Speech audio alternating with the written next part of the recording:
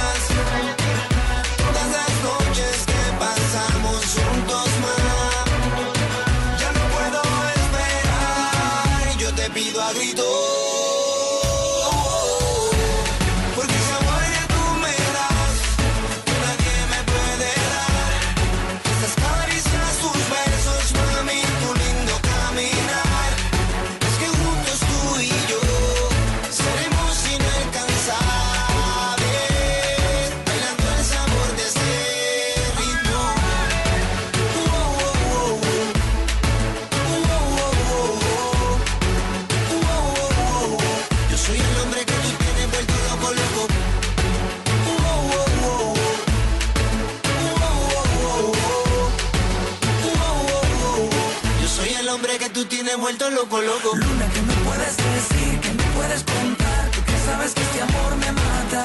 Dile que la voy a esperar, que la voy a encontrar, que mi amor es verdad.